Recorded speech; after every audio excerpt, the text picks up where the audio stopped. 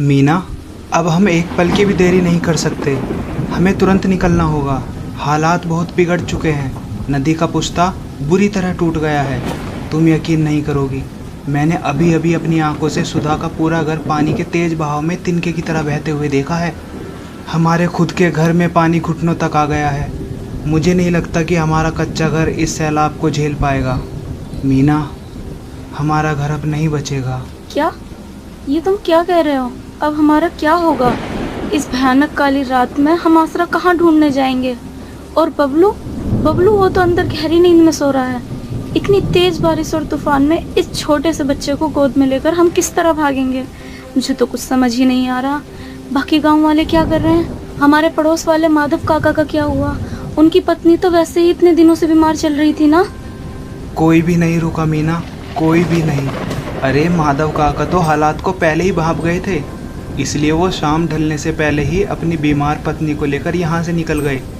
पूरा गांव खाली हो चुका है।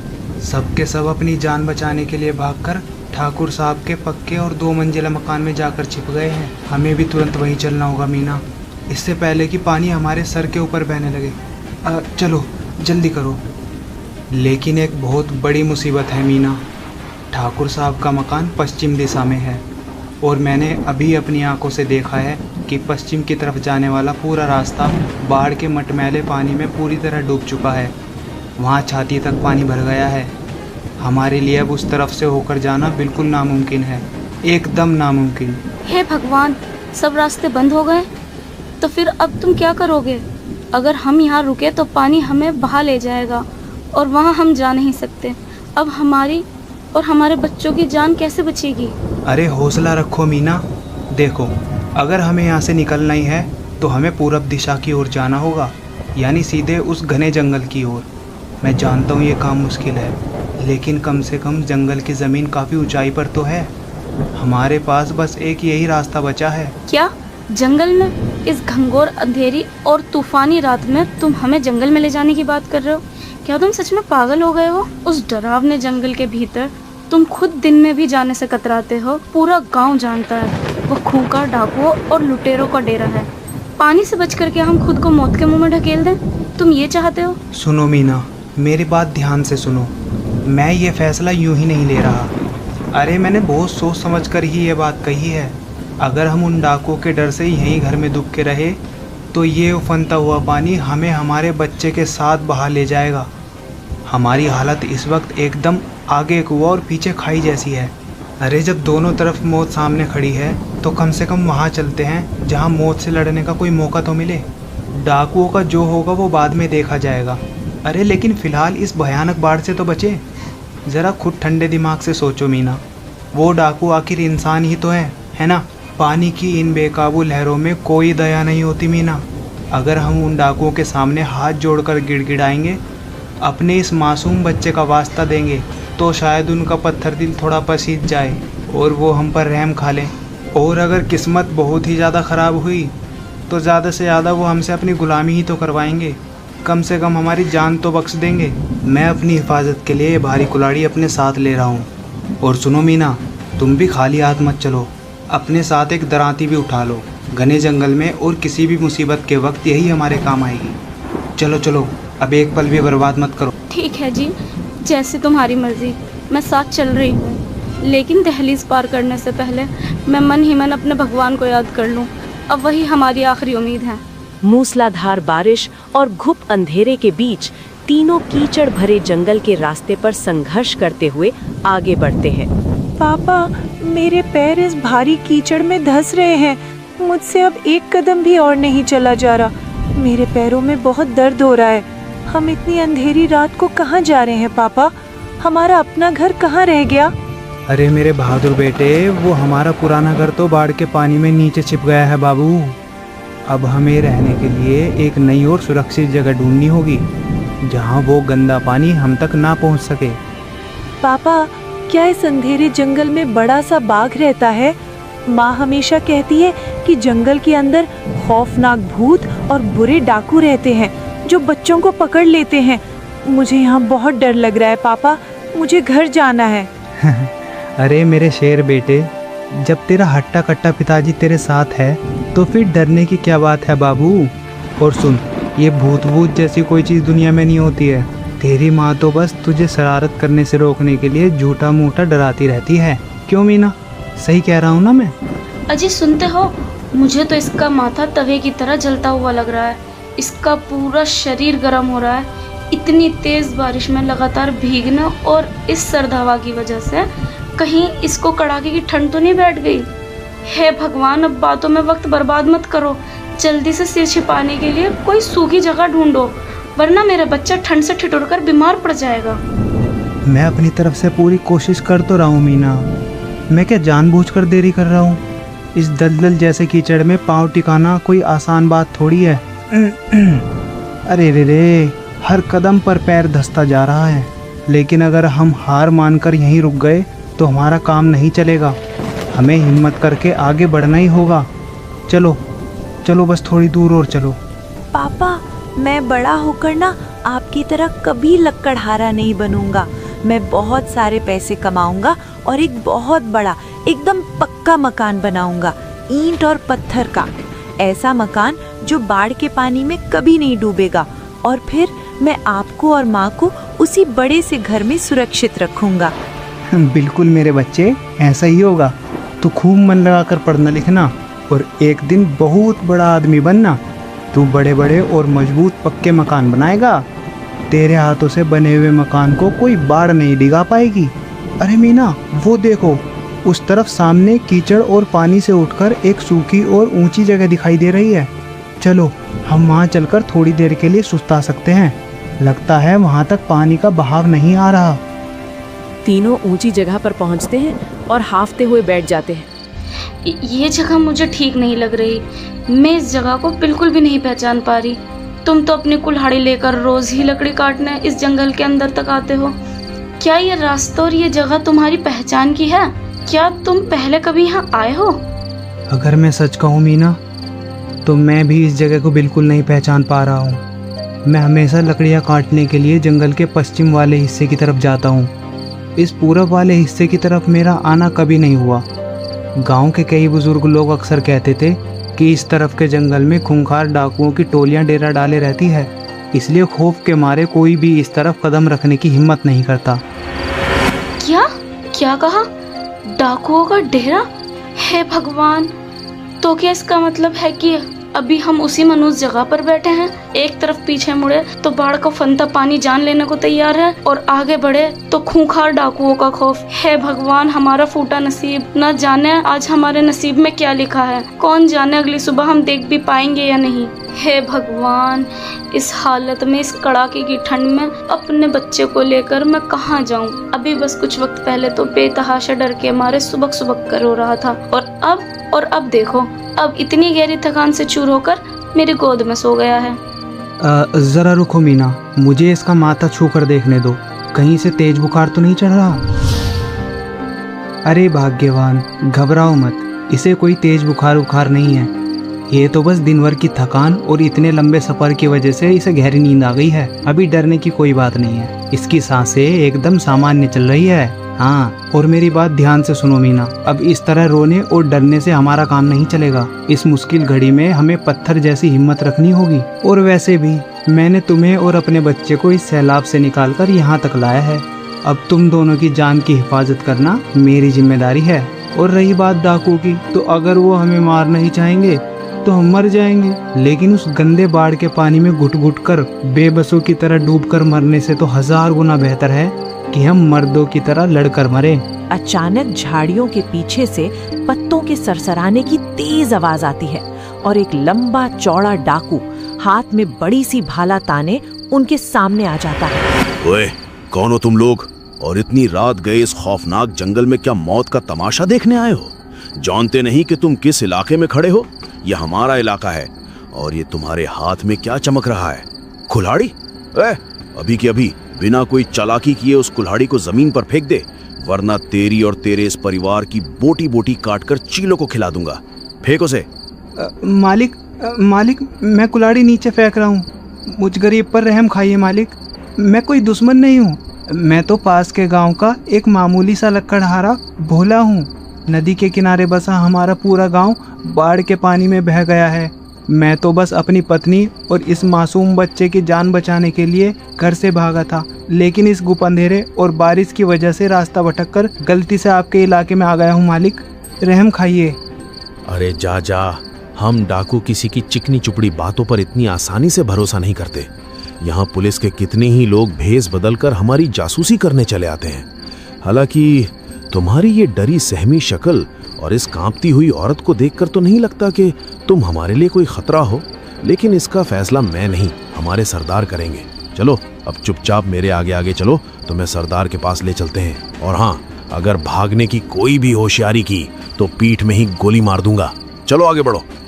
नहीं नहीं मालिक, हम भागकर कहाँ जाएंगे? हमारे भागने के सारे रास्ते तो वैसे भी बंद हो चुके हैं। अरे पीछे मुड़े तो बाढ़ का उफनता पानी है और सामने आप लोग खड़े हैं। हम कहीं नहीं भागेंगे।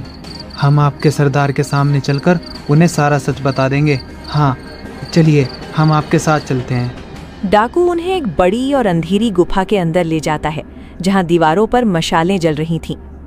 गुफा के बीचों बीच एक पत्थर के सिंहासन पर सरदार लेटा हुआ था। सरदार को मेरा सलाम। सरदार, जंगल के पहरे के दौरान मुझे पूरब के रास्ते पर ये एक अनजान परिवार मिला है। ये आदमी खुद को भोला लकड़हारा बता रहा है। इसका कहना है कि गांव में बाढ़ आने से इसका घर बह गया है और ये लोग अंधेरे में भटकते हुए हमारी सरहद में आ घुसे हैं। अब आप जो भी हुक्म देंगे वही होगा सरदार। बोलिए, क्या इन्हें यहीं खत्म करके इनकी लाशें जंगल में फेंकवा दूं या फिर इन्हें बंदी बना ले? लकड़हारे, जरा करीब आ मेरे, जरा मैं भी तो देखूं तेरा ये खौफजदा चेहरा। मेरा नाम विक्रम है। आसपास के कई कोसों तक लोग मुझे खूंखार डाकू नहीं बल्कि इस जंगल का राजा मानकर कांपते हैं। लेकिन तू देख ही रहा है ना लकड़हारे कि आज इस जंगल के राजा की शरीर की क्या दयनीय हालत हो रखी है। इस कमबख्त बरसात और इस अजीब सी बीमारी ने मुझे ऐसा जकड़ा है कि मैं अपनी जगह से हिल तक नहीं पा रहा, कुछ कर नहीं पाता।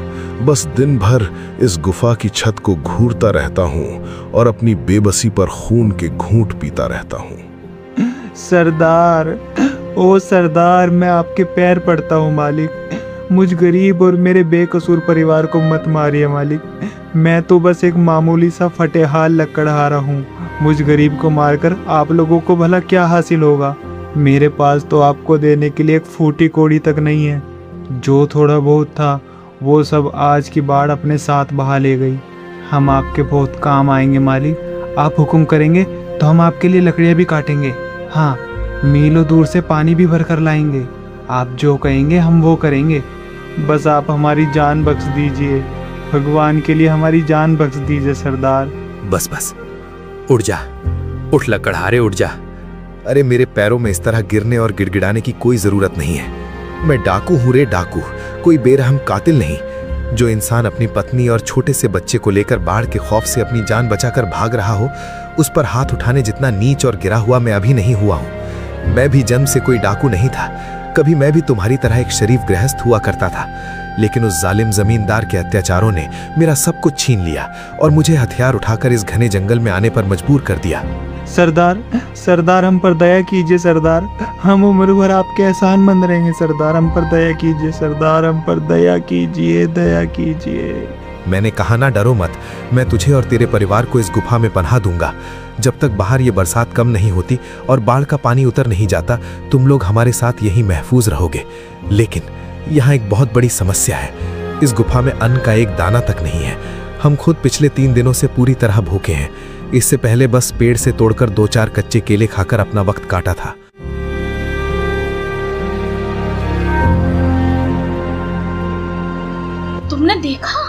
तुमने देखा सरदार का क्या हाल है? उन्हें देखकर लगता है कि ये कोई बहुत पुरानी गंभीर बीमारी है।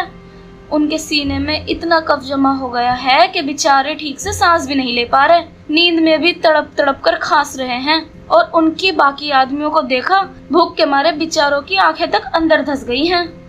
हाँ मीना, तुम बिल्कुल सही कह रही हो। इनकी ये हालत देखकर तो मुझे भी इन पर दया आ रही है। अरे हमने तो सोचा था कि ये लोग बहुत खतरनाक और क्रूर होंगे। हमें देखते ही मार डालेंगे। लेकिन सरदार ने तो हम पर ज़रा सा भी गुस्सा नहीं दिखाया, बल्कि अपनी इस तकलीफ़ में भी हमें पनाह दे दी। सच में मीना, ये लोग बुरे नहीं हैं। लेकिन मीना, एक बात बताओ, अब तुम हम सब के लिए खाने का इंतजाम कैसे करोगी? अरे हम खुद 2 दिन से भूखे हैं, हमारे पेट में भी तो भूख के मारे आग जल रही है। सुनो, मैं एक बात कहती हूँ। मेरी माँ ने मुझे बचपन में सिखाया था कि इस जंगल में बहुत से खाने लायक साग सब्जी और जड़ी बूटियाँ मिलती हैं। जब मैं छोटी थी तो मैं माँ के साथ अक्सर जंगल आया करती थी। माँ मुझे दिखाती थी कि बरसात के मौसम में इस जंगल के कोने कोने में कितना हरा साग और पौष्टिक पत्ते उगाते हैं। अगर मैं इस गुफा के भीतर किसी तरह एक छोटी सी रसोई बना सकूं, तो मैं इन सबको भरपेट खाना खिला पाऊंगी। हैं? ये क्या कह रही हो? इस नंगी गुफा के अंदर रसोई कैसे बनाओगी भला? अरे यहाँ तुम्हारे पास चूल्हा कहाँ है? खाना पकाने के लिए बर्तन कहाँ है? ना तेल है, ना कोई मसाला है। तुम किस चीज से और कैसे खाना पकाओगी बताओ? अरे तुम इतनी चिंता मत करो, मैं मिट्टी और पत्थर को जोड़कर एक बढ़िया सा चूल्हा बना दूंगी। गुफा में पत्थर तो जगह जगह बिखरे ही पड़े हैं, तुम बस अंदर सूखी लकड़ियाँ इकट्ठा करके रखो। मैं इन डाकुओं से कहकर जंगल से वो खाने वाला साग और पत्ते मंगाती हूँ। मैं सब संभाल लूंगी, तुम बस मुझ पे थोड़ा भरोसा रखो। डाकू जंगल से कुछ पत्ते और साग लेकर आते हैं और मीना को लाकर दे देते हैं। दिखाओ दिखाओ, क्या मिला तुम लोगों को? लाओ, मैं खुद देखती हूँ इनमें से कौन सा साग क्या है। वाह, ये तो बहुत बढ़िया है। इन सबको मिलाकर एक बहुत ही मजेदार गरम गरम शोरबा बनाया जा सकता है, जो सरदार की खांसी में भी बहुत आराम देगा। लेकिन एक परेशानी है, नमक। नमक कहाँ से मिलेगा? बिना नमक के तो इस खाने का कोई स्वाद ही नहीं आएगा। नमक है ना बहन जी, हमारे पास थोड़ा सा नमक और कुछ मसाले बचे हुए हैं। सरदार हमेशा अपने पास कुछ नमक और मसाले इस गुफा में संभाल कर रखते थे। वो सब मैं अभी जाकर तुम्हें ला देता हूँ। हमारे पास पकाने के लिए और खाने के लिए जो कुछ भी थोड़ा बहुत बचा है, वो सब आज से तुम्हारा ही है। तुम बस जल्दी से कुछ बना दो, पेट में चूहे कूद रहे हैं। अरे वाह, अगर नमक और मसाले मिल गए तब तो हमारा काम एकदम बन जाएगा मंगल भाई। अब देखो तुम मैं कैसे जादू करती हूँ। भाभी, सच कहूँ तो मैंने अपनी जिंदगी के पिछले 12 साल इसी बीहड़ में लूटपाट और डकैती करते हुए गुजारे हैं, लेकिन मैंने कभी सपने में भी नहीं सोचा था कि कोई हमारे जैसे खूंखार लोगों के लिए अपने हाथों से खाना बनाएगा। हम तो चोर डाकू हैं भाभी, हमारे हाथ खून से सने हैं। हमें देखकर तो लोग अपनी जान बचाने के लिए मीलों दूर भाग जाते हैं, और तुम हम पापी लोगों के लिए चूल्हा जलाकर खाना बना रही हो। मुझे तो तुम्हारी ये बात बिल्कुल समझ नहीं आ रही। भूख की कोई जात या धर्म नहीं होता मंगल भाई, और भूखे इंसान को खाना खिलाने से बड़ा कोई पुण्य का काम इस दुनिया में है ही नहीं। मुसीबत के वक्त क्या डाकू क्या राजा, सब एक बराबर होते हैं। तुम लोग खुद को पापी क्यों कह रहे हो? तुम लोगों ने ही तो आज इस भयानक आफत में हमें सर छिपाने का आसरा दिया। क्या ये कोई छोटी बात है?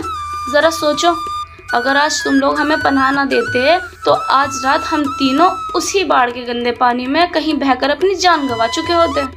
भाभी, बहुत सालों बाद आज किसी ने हमसे इतने प्यार और अपनेपन से बात की है। आपको पता है भाभी, जब मैं मुश्किल से 5 साल का था तभी मेरी माँ इस दुनिया से गुजर गई थी। मुझे तो अपनी माँ का चेहरा तक ठीक से याद नहीं है। बस तब से अनाथ होकर इन्हीं पथरीले रास्तों पर भटकता रहा। लोगों से बहुत मार खाई, पेट की आग बुझाने के लिए छोटी मोटी चोरियां की, और हालात के मारे आखिरकार एक खूंखार डाकू बन गया। लेकिन आज आपको इस तरह खाना बनाते और इतने प्यार से बोलते देख मुझे अचानक अपनी माँ की बहुत याद आ रही है। रो मत मंगल भाई, तुम्हारी माँ का आशीर्वाद आज भी तुम्हारे साथ है। देखना, भगवान ने चाहा तो एक दिन सब कुछ ठीक हो जाएगा और तुम लोग भी एक अच्छी जिंदगी जी पाओगे।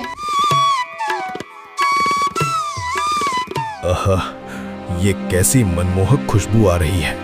अरे, इस वीरान गुफा में आज कौन खाना बना रहा है? अरे ओ मंगल, गुफा में ये क्या हो रहा है? मंगल, जरा मुझे उठने में मदद कर, मैं खुद अपनी आंखों से देखना चाहता हूँ। अरे जल्दी आ और मेरा हाथ पकड़।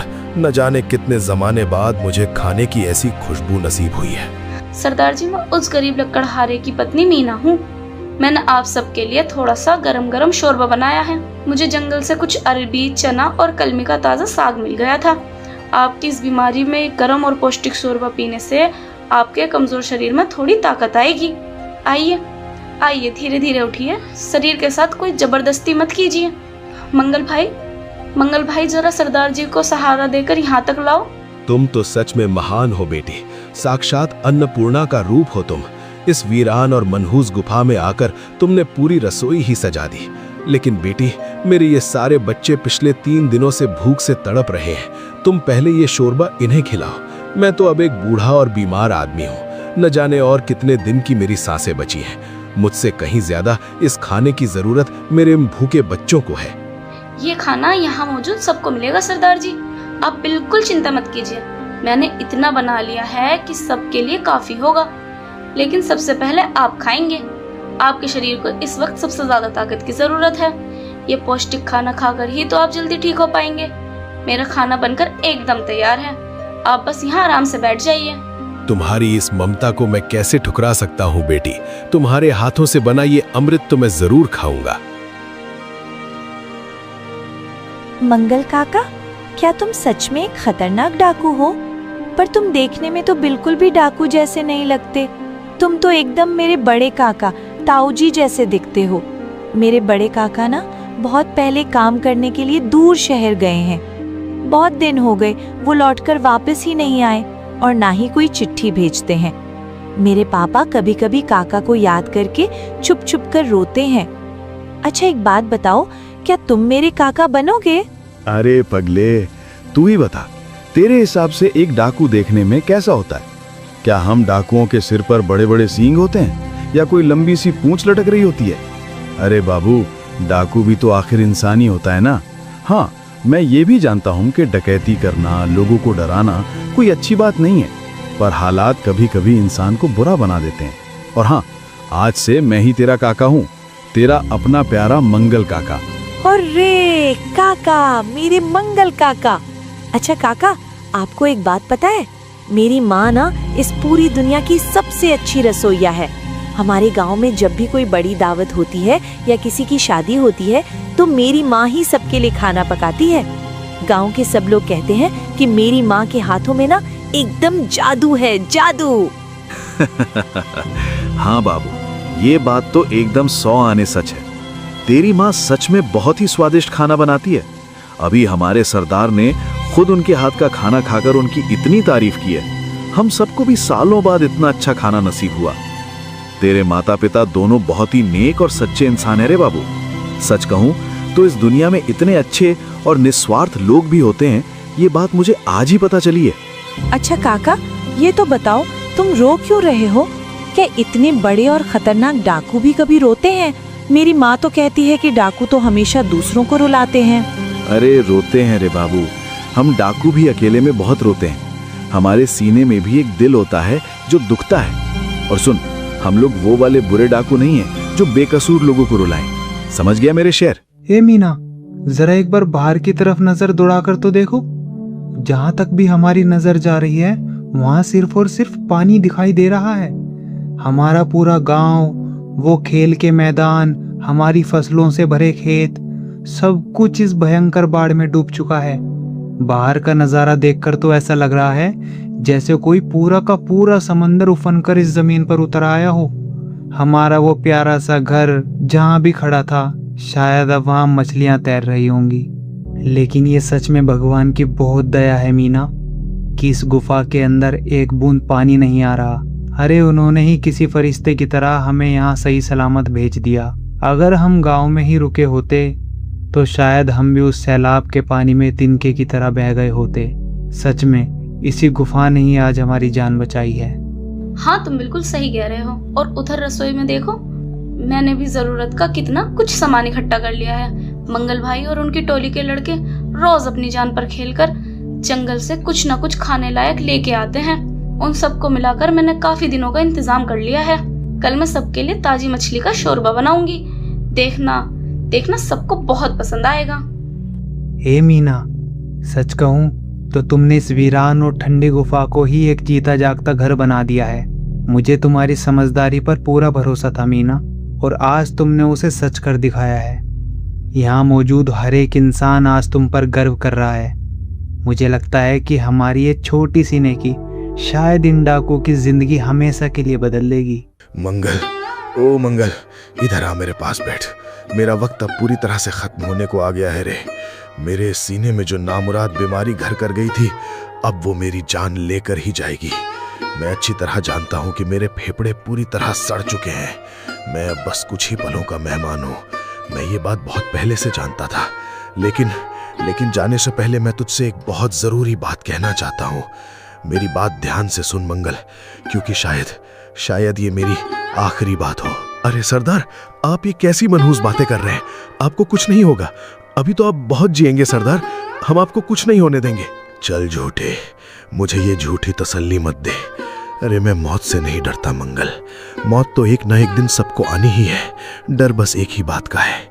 इस पूरी जिंदगी में मैं कभी किसी को कुछ दे नहीं पाया, सिर्फ लोगों से छीना है। अब आप इस आखिरी वक्त में क्या देकर जाना चाहते हैं सरदार? सुन, उस लकड़हारे की पत्नी मीना ने हमारे लिए जो किया है ना, वैसा आज तक किसी ने हमारे लिए नहीं किया। मैंने अपनी जिंदगी के पूरे 40 साल इस बीहड़ में डकैती करते गुजार दिए। बहुत धन दौलत लूटी, लोगों को डराया, पर कभी किसी से एक बूंद सच्चा प्यार नहीं मिला। लेकिन उस अन्नपूर्णा ने हमें जो निस्वार्थ प्यार और इज्जत दी है, उस प्यार की किसी दौलत से कोई कीमत नहीं लगाई जा सकती। सरदार, आप हिम्मत मत हारिए, आप ठीक हो जाएंगे। मीना भाभी रोज आपके लिए वो कड़वी जड़ी बूटी का काढ़ा बना रही है ना, अब वो पी रहे हैं तो कुछ तो आराम मिल ही रहा होगा। बाहर पानी कम होते ही हम आपको किसी बड़े डॉक्टर को दिखाएंगे, आप बिल्कुल चिंता मत करिए। अरे नहीं रे मंगल, अब कोई डॉक्टर भी मेरा क्या कर लेगा। मेरा बुलावा आ चुका है, लेकिन मेरे पास एक चीज है। इस गुफा के ठीक पीछे एक गुप्त तहखाना है। वहां का बड़ा पत्थर हटाने पर अंदर जाने का एक रास्ता मिलता है। मैंने अपनी पूरी जिंदगी में जो कुछ भी लूटा और इकट्ठा किया था, वो सब पैसे और गहने वहां रखे हैं। हाँ, मैं जानता हूं कि वो सब मेरे पाप की कमाई है, लेकिन अगर मेरे मरने के बाद वो पैसे किसी अच्छे और नेक काम में लग जाए तो शायद ऊपर वाला मेरे कुछ पापों को माफ कर दे। तो आप उन पैसों का क्या करना चाहते हैं सरदार? मैं चाहता हूं कि वो सारे पैसे उस लकड़हारे भोला के परिवार को दे दिए जाएं, ताकि जब ये बरसात खत्म हो तो वो अपने लिए एक नई जिंदगी शुरू कर सके। वो छोटा बच्चा बबलू, ताकि वो अच्छे स्कूल में पढ़ लिख सके और अपने माता पिता के लिए एक बहुत बड़ा और पक्का मकान बना सके, जो कभी किसी बाढ़ में ना डूबे। और सुन मेरी बात मंगल, मेरी बात पूरी होने दे। मैं तुझसे भी कह रहा हूं, आज के बाद तू और तेरे ये सब लड़के ये डकैती का धंधा हमेशा के लिए छोड़ देंगे। इस खौफ की जिंदगी में कुछ नहीं रखा है रे। जरा सोच, क्या ये भी कोई जिंदगी है? ये तो एक सजा है। उस गरीब लकड़हारे की जिंदगी में फिर भी सुकून है, लेकिन तेरी जिंदगी में क्या है, बता मुझे। कुछ नहीं है सरदार, मेरे पास कुछ भी नहीं है। आपने बिल्कुल ठीक कहा, ये कोई जिंदगी नहीं है। तो मेरी ये आखिरी बात रख ले मंगल। मेरी आखिरी इच्छा यही है कि तुम सब आज से हथियार डाल दो और डकैती छोड़कर एक भले इंसान बन जाओ। मंगल भाई सरदार हमें छोड़कर चले गए। हम तो अनाथ हो गए रे। उस इंसान ने ही तो हम सबको एक धागे की तरह पिरो कर रखा था। अब तुम इतने सारे लोग बिना सरदार के क्या करोगे? किसी को कुछ समझ में नहीं आ रहा। ये क्या हो गया? उन्होंने अपनी आखिरी सांसों में बस यही कहा था कि मीना भाभी को उनका धन्यवाद देना, और जाने से पहले वो कह गए हैं कि तुम्हारे परिवार के लिए वो गुफा के पीछे अपना सारा खजाना छोड़ गए हैं, और उनका आखिरी आदेश था कि हम सब हमेशा के लिए डकैती छोड़ दें। मंगल भाई, मैं उस सरदार का ताउम्र कर्जदार रहूंगा। उन्होंने इस भयानक मुसीबत में हमें आसरा दिया, जब इस दुनिया में हमारा कोई नहीं था। ये बात मैं मरते दम तक नहीं भूलूंगा। और तुमने मंगल भाई, तुमने भी तो मेरे लिए मेरे परिवार को बिल्कुल अपना बना लिया। तुम लोग अंदर से बहुत अच्छे हो रहे, इसलिए ये सब मुमकिन हो पाया है। लेकिन मंगल भाई, क्या तुम सच में सरदार की आखिरी बात मानोगे? क्या तुम लोग डकैती छोड़ोगे? मुझे सच बताओ, बिल्कुल सच। भोलादा, मीना भाभी के हाथ का वो प्यार से बना खाना खाकर और उस मासूम बबलू के साथ खेलकर मेरे भीतर का सारा जहर जैसे धुल गया है। मैं पहले जो एक बेरहम डाकू था ना, अब मैं वैसा बिल्कुल नहीं रहा। मैं अब समझ पा रहा हूं कि एक सच्चे इंसान की तरह जीना किसे कहते हैं। लेकिन अगर हम डकैती छोड़ देंगे तो आखिर करेंगे क्या? जाएंगे कहां? हमें काम कौन देगा? बाहर की दुनिया तो बस यही जानती है कि हम खूंखार डाकू हैं।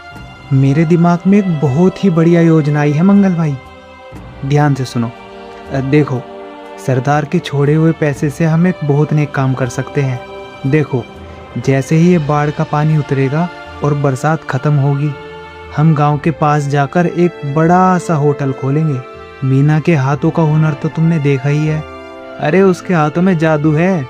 जब वो अपने हाथों से खाना बनाएगी तो सोचो वो होटल कितना चलेगा। हम सब मिलकर उस होटल को चलाएंगे। तुम लोग बाहर का काम संभालना। इतने दिनों में तुम लोगों ने भी तो जंगल से लकड़ियां लाना, सब्जियां काटना और रसोई की बहुत सारी मदद करना सीख लिया है ना? होटल? सच कह रहे हो भोलादा? क्या हम जैसों के लिए ये हो पाएगा? अरे क्यों नहीं हो पाएगा? इंसान चाहे तो क्या कुछ नहीं कर सकता। और सच बताऊं तो यही सरदार के प्रति हमारी सच्ची श्रद्धांजलि होगी। वो जहां भी होंगे ये देखकर बहुत खुश होंगे। गुफा के बाहर बादल छट जाते हैं और धूप निकलने लगती है। पानी धीरे धीरे कम होने लगता है। मंगल भाई देखो, आखिरकार धूप निकल आई है। न जाने कितने दिनों बाद आसमान को इतना साफ देख रही हूँ। ऐसा लग रहा है जैसे बाढ़ का पानी अब तेजी से उतरने लगा है। वो देखो दूर वहाँ सूखी जमीन दिखाई दे रही है। कुछ ही दिनों बाद सब सूख जाएगा और जिंदगी पहले की तरह पटरी पर आ जाएगी। वाह, सचमुच भाभी, इतने दिनों के खौफनाक अंधेरे के बाद ये सब देखकर बहुत सुकून मिल रहा है। जब ये सब पूरी तरह ठीक हो जाएगा तब हम सब एक नए सिरे से अपनी जिंदगी की शुरुआत करेंगे। भोलादा ने मुझसे उस होटल के बारे में बात की थी। हाँ, तुम्हारी टोली के लड़कों से बात हुई? क्या कह रहे थे वो लोग? भाभी, मैं तुमसे एक बात कहता हूँ, मेरी टोली के सारे लड़के इस काम के लिए राजी हैं। किसी एक ने भी मना नहीं किया। और पता है, जितने दिन तुमने उन भूखों को अपने हाथों से खाना खिलाया है, वो सब तुम्हें अपनी सगी माँ की तरह देखने लगे हैं। वो सब पीठ पीछे तुम्हें काकी माँ और चाची जी कह के बुलाते हैं। मैं जानता हूँ उनमें से ज़्यादातर का इस दुनिया में ना कोई माँ बाप है और ना ही कोई अपना घर। वो बचपन से बस सड़कों पर भटके हैं, मार खाई है और आखिरकार इस जंगल में आकर डाकू बन गए। डकैती के अलावा वो कुछ नहीं जानते थे, लेकिन तुमने उन्हें दिखा दिया कि प्यार और ईमानदारी की एक दूसरी जिंदगी भी मुमकिन है। वो सब अब ईमानदारी की रोटी खाना चाहते हैं। इंसान का दिल कभी भी बदल सकता है मंगल भाई। तुम खुद को ही देख लो, इन कुछ दिनों में तुम कितना बदल गए हो। इतने दिन इस गुफा की रसोई में हमें जो तजुर्बा मिला है, उस तजुर्बे को लेकर हम बाहर की दुनिया में जाएंगे और अपनी इस छोटी सी रसोई को बहुत बड़ा बनाएंगे। हम भी बहुत कुछ सीख गए हैं भाभी, और अब हम तुम्हें अकेले इतनी मेहनत बिल्कुल नहीं करने देंगे। हम सब तुम्हारा हाथ बटाएंगे। हाँ मंगल भाई, हमारा वो नया होटल हर गरीब और दुखियारे के लिए हमेशा खुला होगा। वहाँ तुम सबकी अलग जगह होगी, तुम्हारी टोली के उन अनाथ लड़कों की और उनके जैसे अनगिनत गरीब परिवारों की जिनका घर इस बाढ़ में उजड़ गया है। हमारी ये रसोई अब बहुत से लोगों का पेट भरेगी और उनका भला करेगी। भाभी, तुम सिर्फ अच्छा खाना बनाना ही नहीं जानती, तुम्हारा दिल भी इस आसमान से बहुत बड़ा है। हमारे सरदार कभी इंसान पहचानने में कोई भूल नहीं करते थे। ये बात तुम दोनों पति पत्नी को देखकर ही हम समझ पाए हैं। खैर, अब मैं जाता हूँ और सबको बताता हूँ कि अब से हमें सबको साथ लेकर धीरे धीरे एक नई जिंदगी की तैयारी में जुटना होगा।